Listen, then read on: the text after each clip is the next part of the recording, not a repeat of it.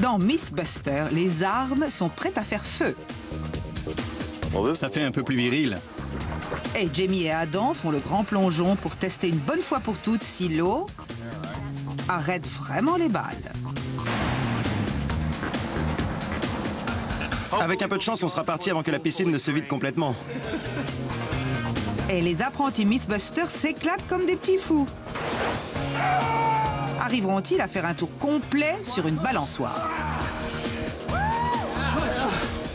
Personnellement, je trouve que c'est un peu dangereux. Ils sont prêts à tout. Attachez vos ceintures, ça va décoller. Qui sont les Mythbusters? Adam Savage Je rejette votre réalité et la remplace par la mienne. et Jamie Heinemann. Ça passe ou ça casse. À eux deux, ils ont plus de 30 ans d'expérience dans le domaine des effets spéciaux. C'était intense. Ils ne se contentent pas de recenser les mythes, ils les mettent à l'épreuve.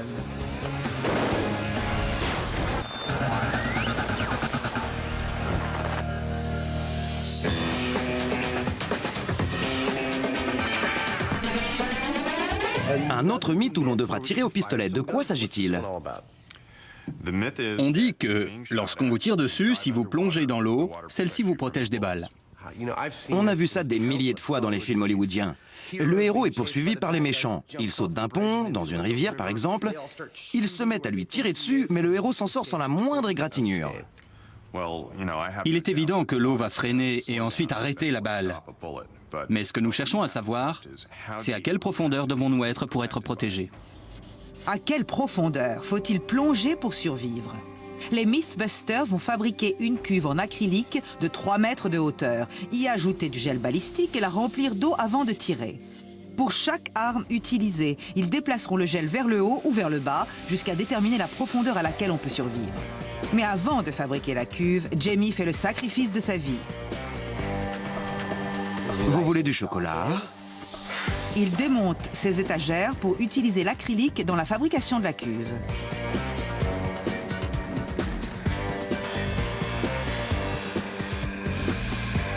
Les garçons mettent les bouchées doubles.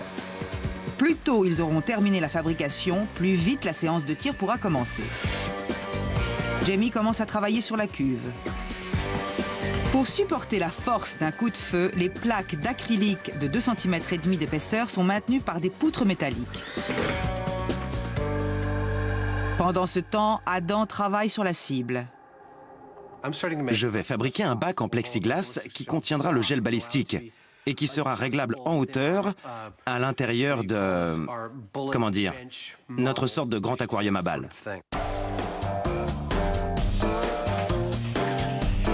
Le bac de Adam qui contiendra le gel sera glissé dans la cuve où on pourra le faire monter ou descendre à n'importe quelle profondeur.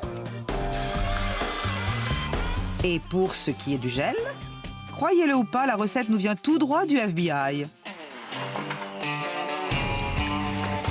Et pendant que le gel durcit, la cuve est prête à être remplie.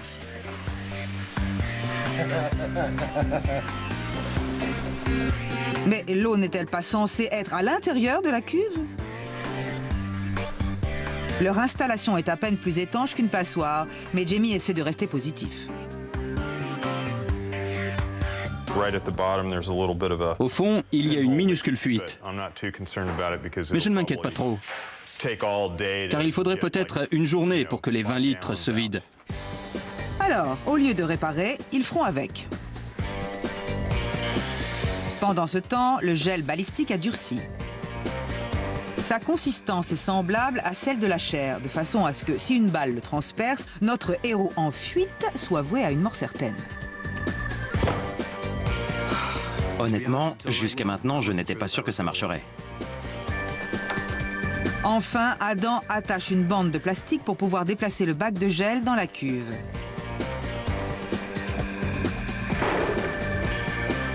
L'installation est prête. Mais il leur reste encore à décider avec quelle arme ils vont tirer. Nous devons essayer différents types d'armes, car il y aura toujours quelqu'un pour dire « vous n'avez pas essayé ceci ou cela ». La différence peut être énorme. Je pense qu'on devrait commencer avec le pistolet 9 mm. On pourrait ensuite utiliser la carabine M1 et le fusil. Ensuite, il y aura un gros fusil de calibre 50. C'est l'une des armes les plus puissantes autorisées, mais elle est interdite en Californie. On va devoir en emprunter un. Exactement. Ça devrait clouer le bec à la plupart de nos détracteurs. Mais je pense qu'on aura quand même quelques plaintes. Et encore, vous n'avez pas essayé de canon. Jamie va donc faire les magasins à la recherche de ses armes. Et on dirait qu'il a touché dans le mille. Il y a davantage d'armes ici que dans un film de Tarantino. C'est pour tuer des éléphants, ça? Je peux voir le noir, là-bas. Ça fait un peu plus viril. Notre Jamie la main froide est armé jusqu'aux dents. Il en a assez pour lancer un coup d'état militaire, sans parler de vérifier le mythe du jour.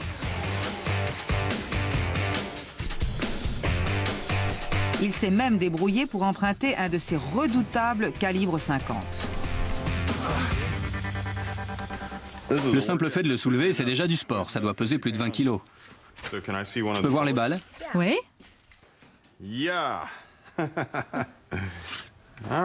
Superbe. Il tire ses balles? Elles sont plus petites que ma tête, alors ça va. Vont-ils oser tirer avec ce monstre à l'intérieur? Tout dépend des performances des autres armes. Il commence avec la plus petite, le 9 mm. Nous avons un pistolet de 9 mm, avec une balle de 9,5 grammes, et à une distance d'1 m 80. Le pistolet est chargé.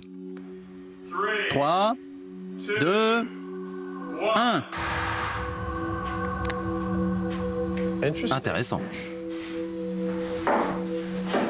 Alors, où est la balle? On dirait qu'elle a complètement transpercé le gel, Jamie. Pas de doute. La balle projetée à une vitesse de 90 mètres par seconde a littéralement traversé le gel. Le coup était fatal.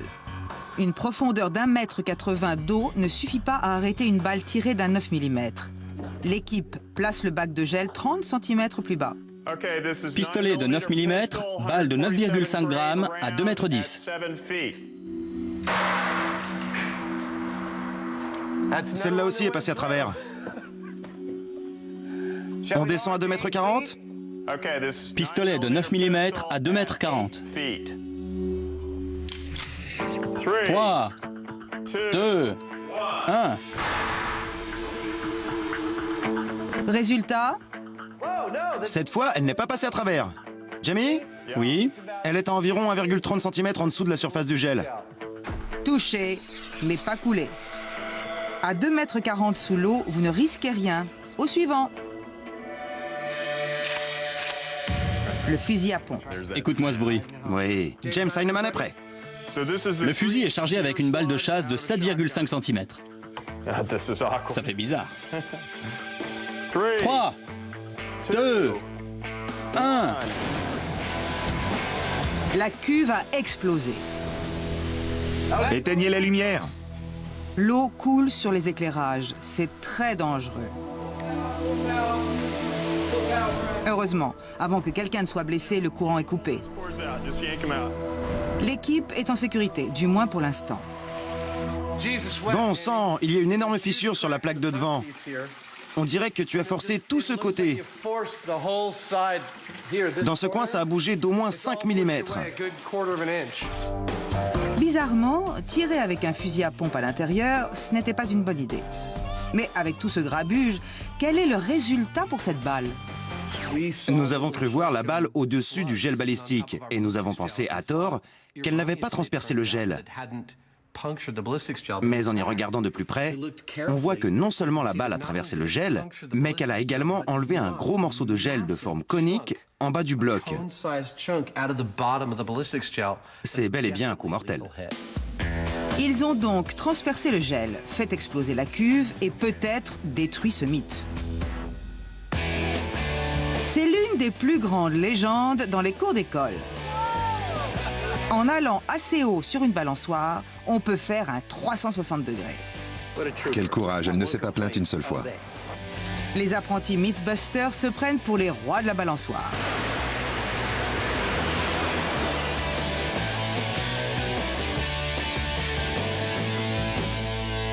De quoi s'agit-il, Grant? On dit que si l'on se balance assez vite, on peut faire un tour complet autour de la barre du haut sans tomber. C'est un truc à se casser le cou. Honnêtement, cette fois, je n'ai aucune idée de ce que sera le résultat. Comment tu vas t'y prendre? Nous allons acheter une balançoire ordinaire, aux normes en vigueur, et l'essayer avec l'un d'entre nous. Et comme ça ne va pas marcher, on passera ensuite à l'étape suivante. Encore un objet du quotidien qui va devenir une arme fatale. Les Mythbusters retombent en enfance pour tester ce grand classique des cours de récré. Peut-on effectuer un tour complet sur une balançoire? Bon, c'est très dangereux. Alors les enfants, n'essayez pas de faire ça chez vous. Laissez les experts s'en charger. Je ne suis pas monté là-dessus depuis que j'étais gamin. Ils sont pourtant prêts à risquer leur vie pour la science. De plus, aujourd'hui, c'est Tori qui s'occupe de la sécurité.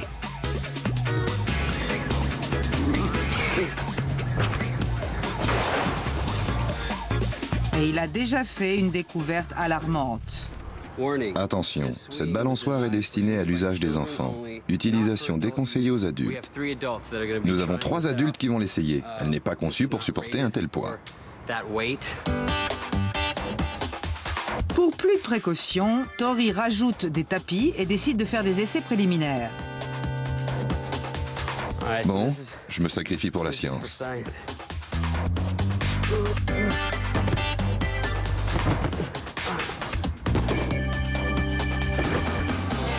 Il nous faudrait des tapis plus doux. Alors que Tori continue à faire le cobaye, les autres mettent au point une expérience un peu plus scientifique.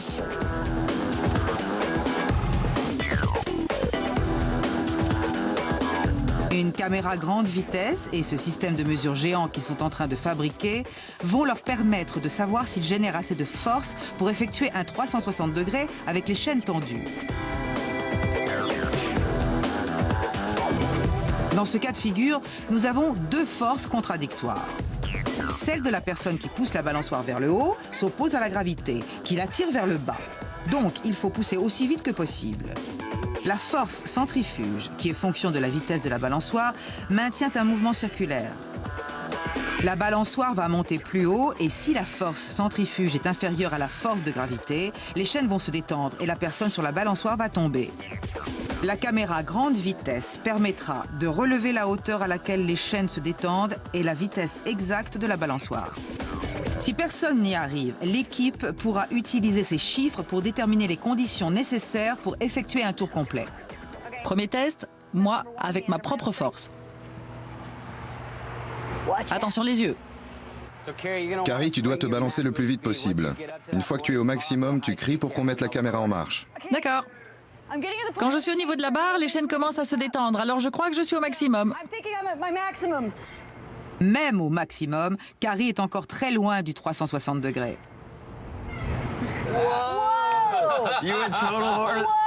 Tu étais carrément à l'horizontale. Ta technique est excellente. Comme le prouvent ces images, cela permet à l'équipe de relever la hauteur et la vitesse maximum que Carrie a atteinte grâce à sa seule force. Qui prend la suite? Je suis prêt. Deuxième test, Tori avec sa propre force. Vous êtes prêts? Tori, notre monsieur sécurité, réussira-t-il à aller plus haut?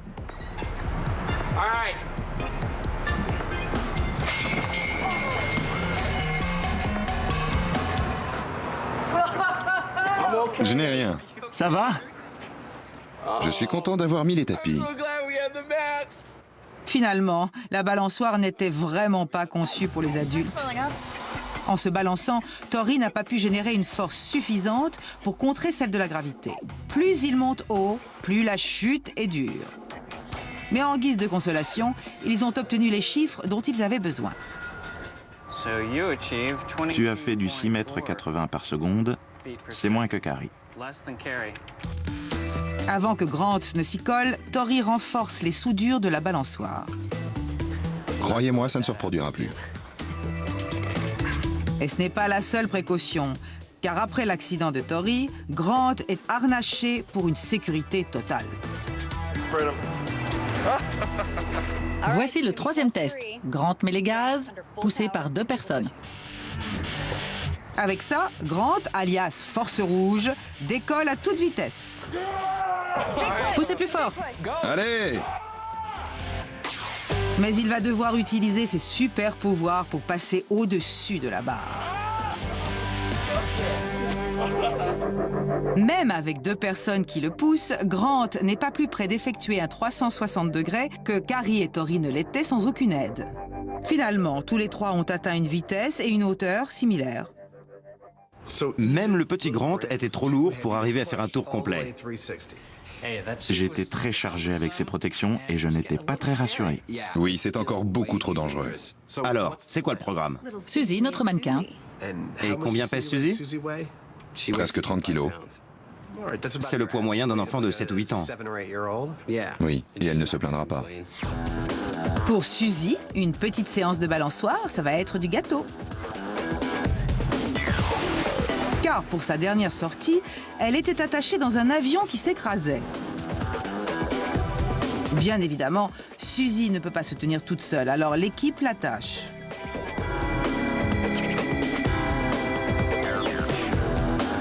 Le changement de protagoniste n'est pas la seule modification.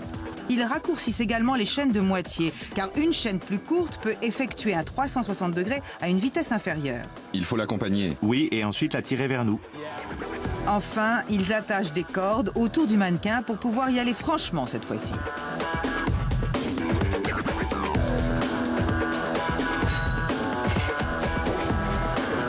Les garçons font de leur mieux, mais pas l'ombre d'un 360 degrés à l'horizon. Alors Tori fait appel à des motards. Oui, on a besoin d'un coup de main. D'accord, à tout de suite. Ça n'a pas traîné. Vous êtes là? On a besoin de vous. Ah bon? Comment ça va? Bien. Un petit coup de pouce de ces super bikers. C'est exactement ce qu'il fallait à Suzy. On voudrait la faire passer au-dessus de la barre pour qu'elle fasse un tour complet. À mon signal, on tire un grand coup pour qu'elle aille très vite. Je sens que ça va marcher. Prêt? 1, 2, on y va! Gagné! Suzy a passé la barre. Le mythe est bel et bien vrai. C'est tout ce qu'il nous fallait, un peu de muscle. Merci les gars. Pendant ce temps, Adam et Jamie essaient de savoir si l'eau peut arrêter les balles. Avec un calibre 12, la réponse est non. Le coup a brisé la cuve et l'atelier a été inondé. Éteignez les lumières. Je crois qu'on va arrêter de tirer au fusil dans l'atelier. Le problème avec notre installation, c'est qu'on tire à la verticale. C'est un scénario improbable. Il nous faut bien sûr une colonne d'eau plus profonde, mais surtout inclinée à 30 degrés par exemple. Ce serait un angle de tir beaucoup plus réaliste. Comme si quelqu'un te tirait dessus depuis la rive d'un lac, par exemple. Leur première installation représentait le pire scénario. Si le tireur est juste au-dessus, la cible doit se trouver en dessous de la profondeur limite jusqu'à laquelle la balle peut pénétrer. Mais si l'on tire à un angle de 30 degrés, la cible peut être beaucoup plus près de la surface, à une profondeur 2 fois moindre que si la balle provenait de dessus.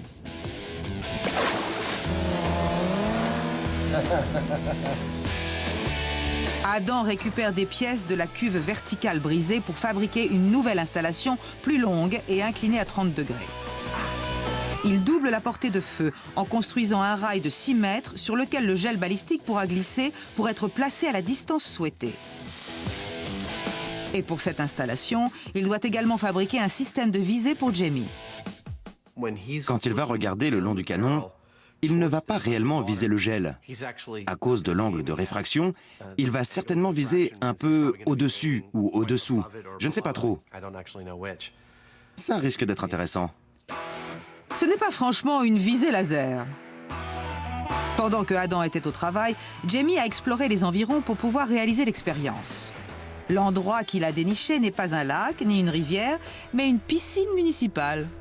Je ne cesserai jamais d'être étonné en voyant ce que les gens acceptent de nous laisser faire. On va quand même tirer au fusil dans leur piscine. Mais pour Mythbusters, tout le monde est d'accord. Le pire qui puisse arriver aujourd'hui, c'est que l'on tue quelqu'un. Effectivement, ce serait une mauvaise journée. Tirer dans une piscine, cela semble aussi intelligent que de mettre un pansement sur une blessure par balle.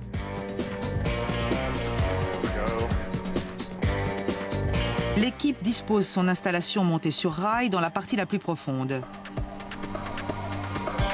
Tandis que l'experte en armes à feu Gina Rolski prépare leurs armes fatales. Cette fois, ils disposent d'un arsenal beaucoup plus fourni et ils vont utiliser les plus grosses cartouches possibles pour chaque arme. Une fois de plus, Jamie a choisi le rôle du tireur d'élite. Tandis que Adam est relégué à celui de l'homme-grenouille. Les rails sont en place, mais comme la piscine est un peu moins profonde que ce qu'ils pensaient, l'installation a un angle de 23 degrés et non de 30 degrés, comme prévu au départ. Aucune théorie dit que les balles ne pénètrent dans l'eau qu'à un angle de 30 degrés. Ça peut aussi bien être 23. Ce sera donc 23 degrés. Le gel balistique est prêt.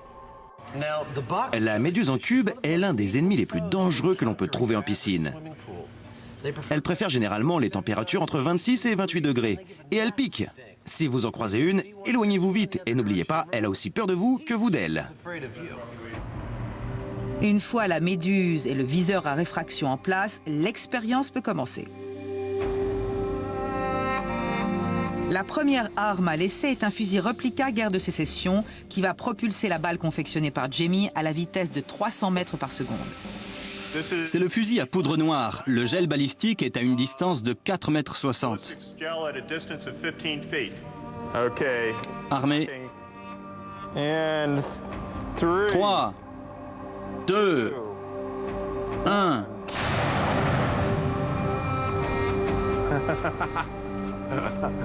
En plein dans le mille du cellophane. Mais où est donc passée la balle?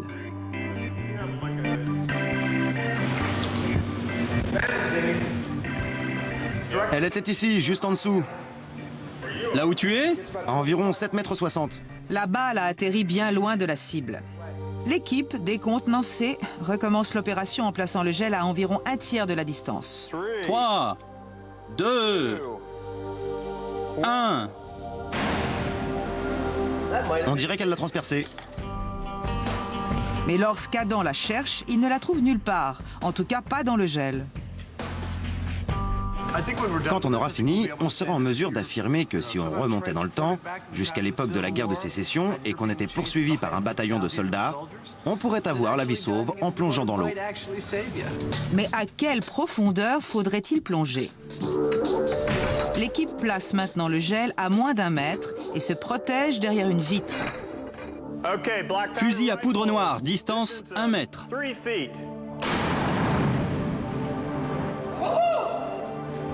Ah oui, je vois la balle au fond du bac. Pas de doute, à 1 mètre, c'est mortel. Mortel à 1 mètre du fusil, mais pas à 2 mètres. Mais avec un angle de tir de 23 degrés, vous pouvez n'être qu'à 50 cm sous l'eau. Apportez le fusil de chasse. Fusil de chasse, 4,60 m. C'est en tirant avec ce fusil, à une vitesse de 425 mètres par seconde, qu'ils ont brisé leur première installation.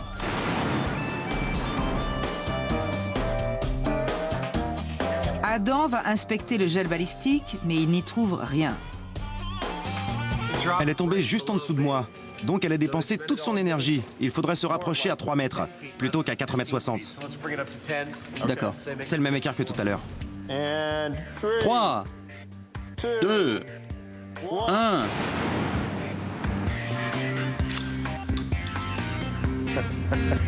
Ça fume. Ça fume peut-être, mais cette fois encore, la balle est tombée à côté de la cible. Alors le gel est avancé de 60 cm. 3, 2, 1.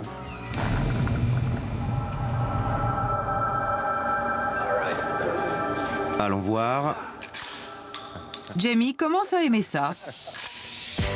Et cette fois, il a mis dans le mille. Le coup de feu est mortel à 2,50 m de la cible. À cet angle, il suffit de se trouver à 1,20 m sous l'eau et on ne risque rien. C'est maintenant au tour de la première des armes supersoniques, le fusil 223, qui projette sa balle à la vitesse effrayante de 760 mètres par seconde. Fusil 223 à 3 mètres. Quel boucan! Adam est là pour évaluer les dégâts. C'était juste là. Bon, c'est pas franchement ce qu'on voulait faire. Le truc a explosé. Qu'est-ce que c'est, des balles à tête creuse? Non, juste des balles chemisées. Ça, c'est le bout. Il y a plein de débris au fond. J'en ai juste ramassé quelques-uns. On va rapprocher le bac de gel autant que possible, c'est-à-dire 1 mètre, c'est ça? Oui, c'est ça. 3, 2, 1... Ce n'est sûrement pas 1 mètre d'eau qui va arrêter cette balle. La tête de la balle était posée sur le gel balistique.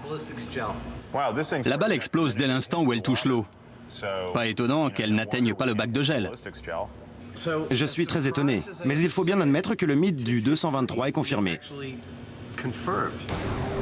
En pénétrant dans l'eau, la balle supersonique du 223 décélère si rapidement qu'elle se désintègre en de petits fragments noirs qui coulent lentement au fond de la piscine. L'équipe passe ensuite au M1. La balle est propulsée à une vitesse de 850 mètres par seconde. C'est une arme très puissante qui est déjà passée au crible des Mythbusters. Lorsqu'Adam et Jamie ont testé la résistance du verre par balle, aucune arme n'a réussi à le briser. Jusqu'à ce qu'ils essaient le M1. Ça l'a carrément traversé. Cette balle l'a littéralement transpercé. 3, 2, 1... Résultat, comme pour le 223, de minuscules fragments de balles. Au lieu de se placer à 1,50 m, on devrait se rapprocher jusqu'à 60 cm, ou 1 mètre, comme tout à l'heure. D'accord. Voici le M1 Garand, calibre 30 à 60 cm. Cette fois, la balle du puissant M1 a simplement percé le gel balistique. Elle est enfoncée d'environ 10 cm, ce qui, avec ce calibre, est juste assez pour perforer la peau. Incroyable mais vrai, ce mythe est confirmé avec un deuxième fusil supersonique. Lorsque nous avons testé notre chambre d'explosion, cette même balle, dans un autre milieu, hors de l'eau, est passée à travers 6 cm de verre par balle. L'eau a manifestement un effet considérable sur la balle car très vite, le projectile n'a plus assez de puissance pour tuer. Sous l'eau, à 60 cm de la cible et à 25 cm de profondeur, le mythe est confirmé. Il ne nous reste donc plus que l'impressionnant calibre 50. Mais les Mythbusters auront-ils le cran de tirer avec ce monstre dans la piscine? C'est ce que nous allons voir. Mais d'abord, revenons au mythe du tour complet sur la balançoire. Le mannequin Suzy a fait un tour autour de la barre, mais ce n'était pas exactement le résultat qu'ils espéraient. Quelques instants après avoir passé la barre, elle est retombée à pic vers le sol. Ce n'était pas franchement un 360 degrés avec les chaînes tendues. Alors retour à l'atelier. Vous avez dû appeler les gros bras pour lui faire passer la barre. Oui, on a passé la barre, mais c'était pas un véritable 360 degrés. C'était plutôt un 300 degrés. Ensuite, elle est tombée. On sait que ce mythe est bidon. On ne peut pas faire un 360 degrés avec sa propre force. Mais en tant que Mythbuster, on voudrait savoir ce qu'il faut pour le réussir. On a décidé de fabriquer une balançoire miniature à l'échelle pour savoir si c'est possible. Les apprentis Mythbusters passent à la taille mini-pouce. Ils ont prouvé que le mythe du 360 degrés sur la balançoire est faux. Le défi qui les attend maintenant consiste à savoir quelles conditions sont nécessaires pour effectuer un tour complet avec les chaînes tendues. Et ils vont mener leur enquête en miniature. Ils fabriquent une balançoire et une Suzy à l'échelle de 1/6. Bonjour, je m'appelle Suzy. Je pète les plombs, il est trop tard. Tu dois pousser le moins fort possible. D'accord. Premier test, Tori pousse le mannequin. Ah, pas mal. Oui, c'était bien. Et sa vitesse? Près de 11 mètres par seconde. C'est beaucoup plus rapide que la vitesse de Grant, et sûrement trop rapide pour être réalisé sur une balançoire de taille réelle. Mais il existe un moyen plus facile d'y arriver. Utiliser des suspensions rigides. Avec des suspensions rigides, aucune énergie n'est dépensée inutilement pour garder les chaînes tendues. Toutes les forces sont canalisées dans la vitesse et il faut donc une vitesse bien moindre pour effectuer un tour complet. Voyons quelle vitesse il faut atteindre avec les suspensions rigides. D'accord. Tu es prête? Tiens-toi prêt. Oui. Et voilà. Bingo! Avec les suspensions rigides, il n'a fallu qu'une vitesse de 3 mètres par seconde. Prochaine destination, le grand chapiteau du cirque. Je suis avec mon bandeau et mes guêtres car nous sommes ici à Auckland, au cirque Trapeze Arts. On a appris qu'ils avaient une balançoire qui fait un tour complet, c'est garanti. Alors je vais essayer. Mon Dieu! L'équipe des apprentis a trouvé une balançoire de taille réelle à suspension rigide et un acrobate qui pourra peut-être leur apprendre à faire un tour complet. Quand vous étiez gamin, vous vouliez faire un tour complet sur une balançoire? J'ai toujours vécu dans le milieu du cirque. Je suis la 7e génération d'une famille de gens du spectacle, alors je n'avais pas vraiment eu de balançoire classique. Toute ma vie, j'ai eu des balançoires russes, des trampolines et des trapèzes. Eric est manifestement l'homme idéal pour leur apprendre à utiliser cet engin. Pour s'échauffer, ils font d'abord des étirements. Comme ça? Avant d'apprendre des mots très importants dans le jargon du cirque. Je crois que ça rentre. Grant y va le premier. Harnaché, il est prêt à défier les lois de la gravité. Eric, vous êtes sûr que je ne risque rien? Oui. Sur ces quelques mots réconfortants, il est temps de passer à l'action. Je remonte les épaules. Pas encore. Tu n'as pas encore la tête en bas. Ouvre les yeux! Avec Eric à bord, la balançoire se hisse de plus en plus haut. Ils atteignent déjà plus de 220 degrés. Mais Grant ne semble pas très à l'aise. On dirait qu'il va vomir. Je veux descendre. À 230 degrés, il commence à avoir mal au cœur. C'était vraiment très bizarre de monter aussi haut. Il fallait que j'arrête. Je commençais à grogner, mais il fallait que j'arrête et que je me concentre. J'arrive! Carrie fera-t-elle mieux que Grant? Elle est déjà beaucoup moins verte que lui. Maintenant, mettez vos mains plus bas. Oui! Oh là là, ça suffit! Carrie est celle qui est allée le plus haut pour l'instant, jusqu'à 240 degrés. Tori va-t-il atteindre le fameux 360 degrés? C'est un défi. D'autant plus que les autres n'ont pas réussi. Alors il faut que j'y arrive. Baissez vos mains. Là, ça s'annonce bien. Mais alors qu'ils vont de plus en plus haut, Tori commence à trembler. Il faut que je descende. Presque. C'est Tori qui est allé le plus haut, à 280 degrés, avant que ses jambes ne se transforment en coton. Mais il n'a pas dit son dernier mot. Je vais boire un peu d'eau, mais je veux réessayer. Pendant que Tori reprend son souffle, Grant et Carrie profitent du matériel.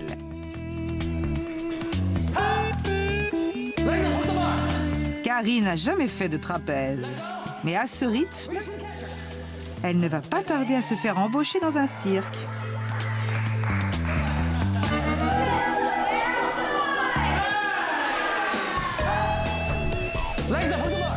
Quant à Grant, il a beau faire des efforts, il a autant de grâce qu'un éléphant sur un fil. Il devrait se cantonner à son boulot actuel. Contrairement aux autres, Tori ne fait pas le clown. Allez, Tori. Je vais essayer de ne pas vous décevoir. Et maintenant, ouvrez grand vos yeux.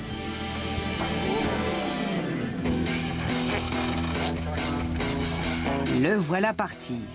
Ça, c'est la partie facile. Maintenant que Eric est monté, ils peuvent vraiment y aller à fond.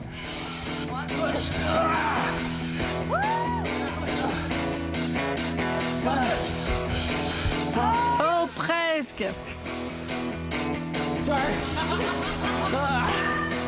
Ils sont à plus de 280 degrés, leur record précédent. C'est bon, vous y êtes presque. Un dernier coup, Poussez, poussez. mais c'en est trop. Tori est aussi épuisé qu'une tortue après un marathon. Sa tête veut continuer, mais son corps a abandonné. Je me disais qu'on allait y arriver, mais mes jambes me disaient que non. On est venu pour faire un 360 degrés, on ne partira pas avant d'avoir réussi. Ouais. Je vais vous en faire un de 360 degrés. Vous allez le faire pour nous? Avec plaisir. D'accord. Eric, 7e génération d'une famille d'artistes de cirque, est sur le devant de la scène. Elle veut faire un tour complet, et voilà. Super! Ça a l'air tellement facile quand c'est fait par un pro. Donc, avec des suspensions rigides, le mythe est confirmé. Il est possible d'effectuer un 360 degrés. Eric, merci beaucoup pour votre aide. Grâce aux suspensions rigides, mission accomplie. Les apprentis doivent retourner à leur balançoire pour essayer de réitérer cet exploit. De retour à la piscine, où l'eau s'avère être un excellent pare-balles. À peine plus d'1 mètre sous l'eau, vous êtes protégé de toutes les armes qu'ils ont utilisées. Mais cette fois, ils s'apprêtent à tirer avec le plus grand fusil qui existe à une vitesse de plus de 900 mètres par seconde. Je ne sais pas si tu réalises ce que nous allons faire. C'est quand même un M1 Garand. Ouais. C'est un calibre 50. Les balles du M1 Garand pèsent 9,75 grammes. Celle-ci fait 39 grammes. Ça te tue, et ça te tue toi et tout le monde dans la pièce. Malgré sa taille ridicule, Jamie serre les dents et semble bien décidé à tirer avec ce mastodonte. Il faut se tenir prêt à remballer et à déguerpir à toute vitesse. Avec un peu de chance, on sera parti avant que la piscine ne se vide complètement.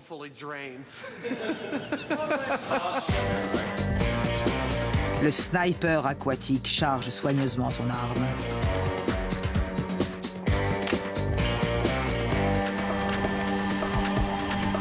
La sécurité est enlevée là? Oui, je crois. D'accord. Tout le monde part se mettre à l'abri. Tout le monde, sauf Jamie. Ouvrez vos yeux et vos oreilles. Calibre 50 à 3 mètres. Malgré tout, Jamie va tirer avec ce monstre. 3, 2, 1.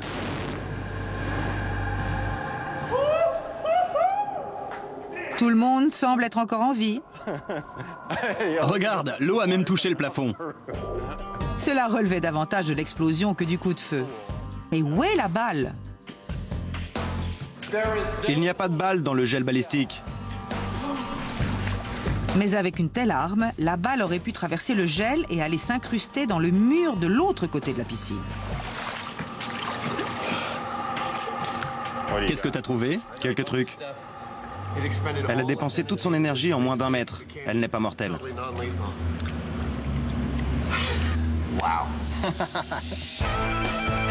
À une inclinaison de 23 degrés, même ce terrifiant calibre 50 ne vous touchera pas.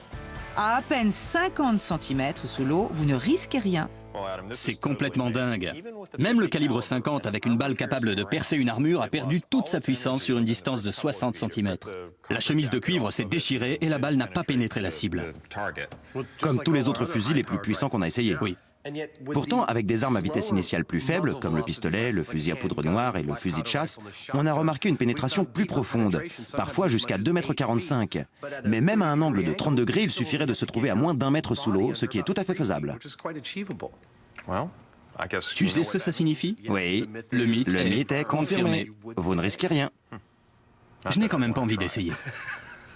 C'est confirmé, restez sous l'eau pour sauver votre peau. Une balançoire avec des suspensions rigides peut effectivement effectuer un tour complet. Mais les balançoires avec des chaînes, les apprentis Mythbusters ont bien essayé, mais ils n'ont pas réussi. Ce mythe est bidon. Maintenant, dans la grande tradition des Mythbusters, ils vont faire tout ce qu'ils peuvent pour faire un tour complet à une balançoire à chaîne. Et ils vont commencer cette expérience de l'extrême avec la balançoire miniature. On a trouvé une solution un peu comme dans les dessins animés. Nous allons attacher des fusées au petit mannequin pour voir si elle décolle et si elle fait le tour du portique. Sitôt dit, sitôt fait. La Suzy miniature a donc une fusée dans le dos. Si cela marche, l'équipe attachera d'énormes fusées sur leur balançoire à taille réelle. 3, 2, 1, feu! Oh là là! La petite astronaute a effectivement fait le tour de la barre, mais pas exactement comme prévu. Il était pas mal ce test.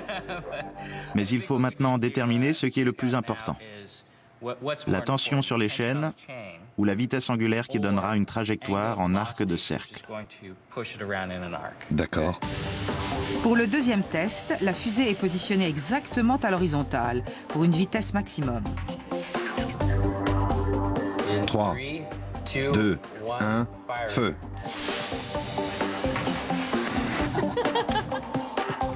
Où est sa main? Elle a été arrachée.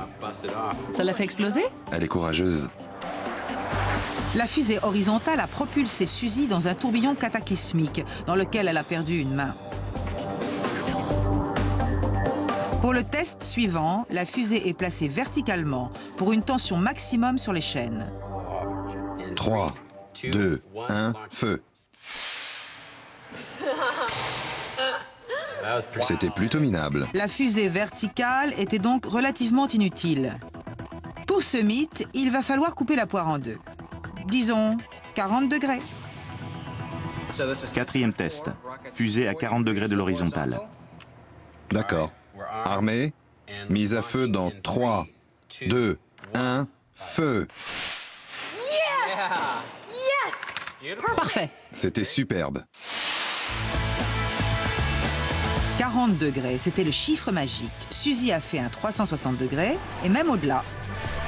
Maintenant, sur une base militaire désaffectée, les Mythbusters vont passer à la vitesse supérieure et attacher des fusées sur le mannequin pour réitérer l'exploit de Suzy. Heureusement, Eric Gates, qui connaît bien les fusées, est là pour les épauler. Ce dernier, un peu moins chevelu à l'époque, les avait déjà aidés à tenter de savoir s'il y avait eu un astronaute dans la dynastie Ming. Et grâce à Eric, Adam et Jamie ont vu leur rêve de piloter une voiture fusée se réaliser. Mais cette fois, Eric doit faire décoller Suzy à 360 degrés autour d'un portique de balançoire.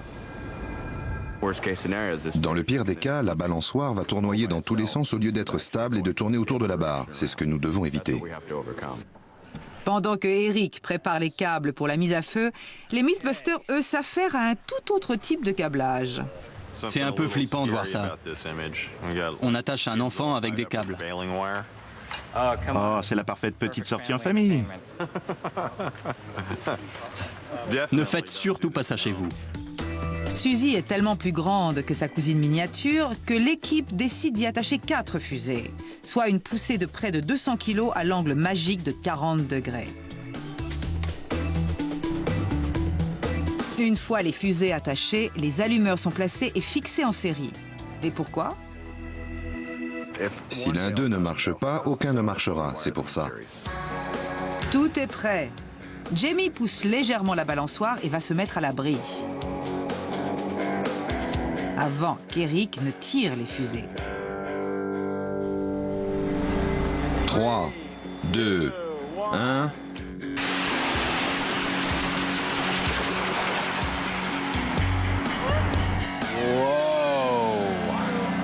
Elle a fait un 360 comme ça. Au ralenti, on voit bien qu'un seul côté des fusées a pris feu. Et c'est ce qui a fait tourbillonner Suzy avec une telle force. Bravo le câblage qui, soi-disant, ne risquait rien. Il a dit, je cite, « On les place en série pour que si l'un ne marche pas, aucun d'eux ne marchera. » Mais ça n'a pas été le cas. 2 n'ont pas marché et 2 ont marché. Cette fois, Eric ne place qu'une fusée de chaque côté. Théoriquement, les risques de cafouillage sont moindres. Avec ses fusées sur le dos, Suzy est prête au décollage. 3, 2, 1...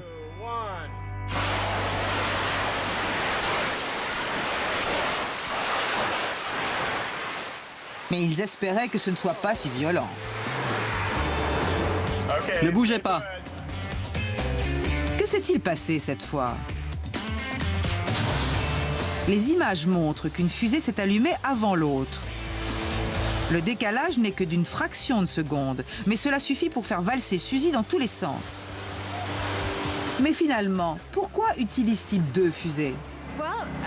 Grant et Tori avaient fabriqué un super modèle miniature dans l'atelier. Et ils avaient décidé où placer la fusée et à quel angle. Ils n'en voulaient qu'une sur le ventre et apparemment, c'est ce qui avait permis à Suzy de faire un 360 degrés. Je ne sais pas pourquoi tout ça a changé en cours de route. Quelle qu'en soit la raison, ils reviennent maintenant au point de départ et attachent une seule grosse fusée en plein milieu. Et en prenant en compte le poids de Suzy, ils optent pour un lancement à 60 degrés. 3, 2, 1... Troisième coup, raté, mais il n'y a pas que du négatif. Même si la fusée s'est complètement allumée, Suzy n'a pas tourné. Elle est restée bien à plat, ce qui est idéal. Ça signifie que l'on n'a certainement qu'à diminuer l'angle et elle va partir tout droit au lieu d'être poussée vers le bas. Il diminue l'angle à 40 degrés. Maintenant, les conditions sont exactement celles du test en miniature. Sous l'œil vigilant des pompiers, Jamie compte ses troupes.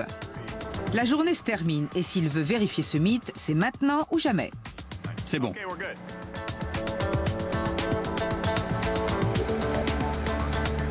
Jamie la pousse une dernière fois. 3, 2, 1... Et elle passe la barre. Finalement, en utilisant les résultats des tests du modèle miniature, Suzy a enfin réussi à tenir la distance. Les chaînes se sont complètement enroulées. Et malgré la fumée, il y a des preuves qu'elle a bel et bien fait le tour de la barre. Quant au style, la caméra grande vitesse montre que les chaînes étaient parfaitement tendues en permanence. Une démonstration parfaite d'un 360 degrés en balançoire. Pendant un instant, j'ai cru que ça ne marcherait pas. Non, je n'y ai jamais vraiment cru. Mais c'était trop cool quand elle a fait... Et qu'elle a fini sa course bloquée sur la barre. Ça dépend ce que tu entends par cool. Tu veux dire absolument terrifiant quand la fumée et le feu ont jailli vers nous à seulement 4,50 m? Ouais, c'était cool. Alors finalement, quel est le verdict? Le mythe selon lequel on peut faire un tour complet sur une balançoire. Bidon, plausible ou confirmé? Totalement bidon. Impossible, bidon. Bidon, mais les fusées, c'était spectaculaire. Mais c'est notre boulot, d'attacher des fusées sur tout et n'importe quoi. C'est compris les enfants? Le 360 degrés, c'est bidon. Et gare à vous si vous essayez de le reproduire chez vous.